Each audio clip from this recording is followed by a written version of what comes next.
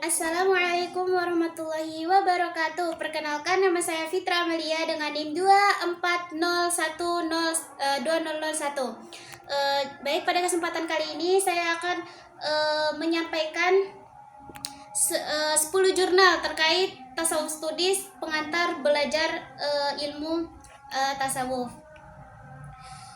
Baik teman-teman, langsung saja saya bahas. Yang pertama itu saya akan bahas dari segi judul dan sumber dari penelitian tersebut. Yang kedua itu untuk isi penelitian, metode apa yang digunakan, terus kelebihan dan kekurangannya. Yang pertama itu ada dari penelitian integrasi tasawuf dalam pendidikan Islam di Pondok Pesantren Neni Triana M. Daud Yahya Husna Nashihin Sugito dan Zulkifli Mustad 2023. Untuk isi penelitiannya itu membahas terkait penerapan nilai-nilai tasawuf seperti muraqabah, mahabbah, dan khauf di pesantren sebagai bagian dari pembentukan karakter santri. Jadi ditekankan bahwa pendidikan tasawuf itu menumbuhkan kesadaran spiritual dalam kehidupan sehari-hari. Nah, adapun metode yang digunakan itu adalah studi pustaka dan analisis dokumentasi. Untuk kelebihannya itu relevan dengan praktik pendidikan di pesantren masa kini. Untuk kekurangannya itu tidak melibatkan data lapangan secara langsung. Yang kedua itu ada dari jurnal Peran Tasawuf terhadap Perkembangan Pendidikan Islam di Indonesia, Kamas Wahyu Amboro 2023. Untuk isi dari penelitian ini tuh membahas pengaruh tasawuf terhadap perkembangan pendidikan di Indonesia sejak masa Wali Songo hingga pesantren modern.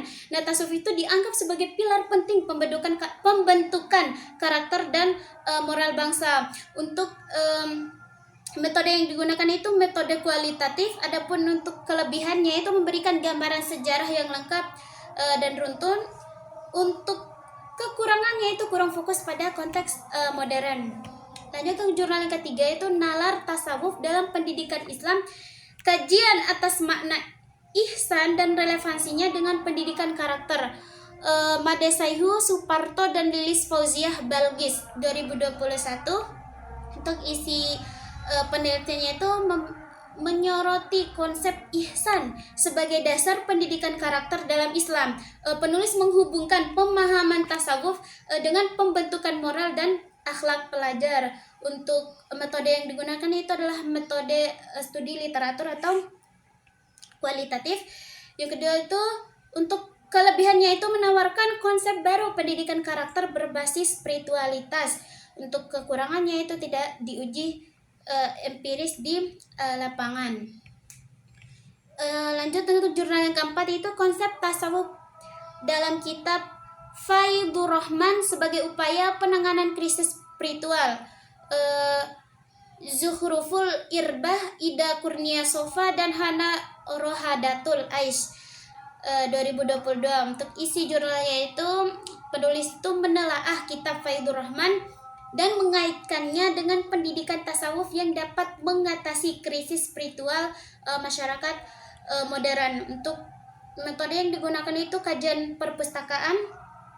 Untuk kelebihannya itu analisis teks sufistik mendalam dan relevan dengan kondisi moral saat ini.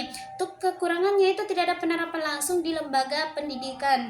Lanjut untuk jurnal yang kelima, itu model pengembangan bahan ajar tasawuf berbasis nilai-nilai karakter di Pondok Pesantren MTI Pasia Hafiz Azhari dan Darul Ilmi 2022. Untuk isi penelitiannya itu mengembangkan bahan ajar tasawuf berbasis nilai karakter untuk santri di pesantren MTI Pasia. Pastinya menunjukkan model tersebut meningkatkan kesadaran spiritual dan akhlak.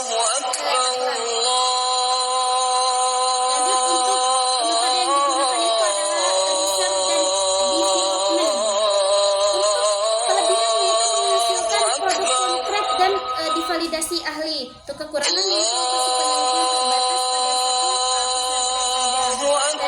saja. Penerapan model pendidikan agama Islam dengan pendekatan tasawuf di Pondok Pesantren Miftahul Huda Malang Abdul Salam 2017. Untuk isi penelitiannya itu menjelaskan penerapan nilai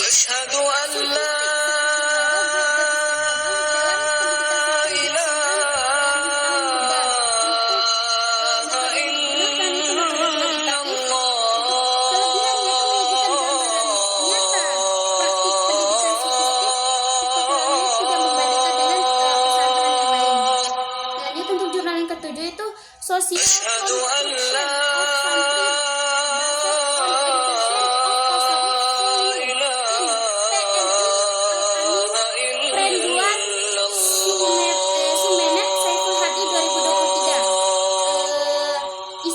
isi penelitiannya itu pembentukan karakter santri nilai-nilai tasawuf melalui pembiasaan zikir, ibadah, dan keteladanan guru di pesantren Al-Amin.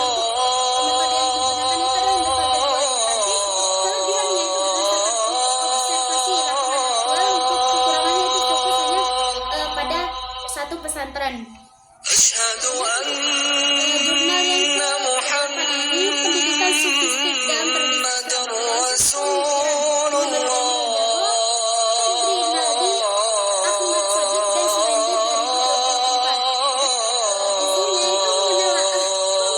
Muhammad Jamil Jahal tentang pendidikan sofistik.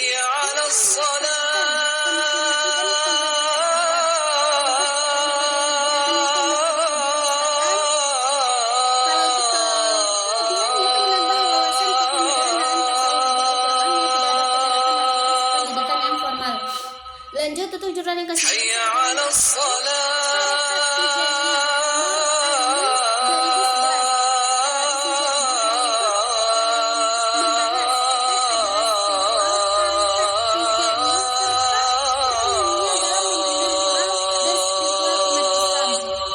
Lanjut untuk metode yang digunakan.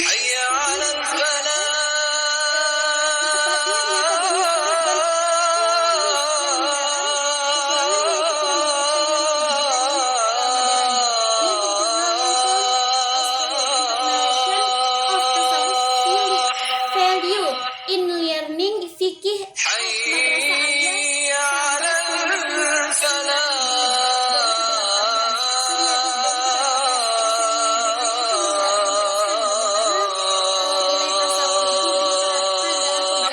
di madrasah melalui pendekatan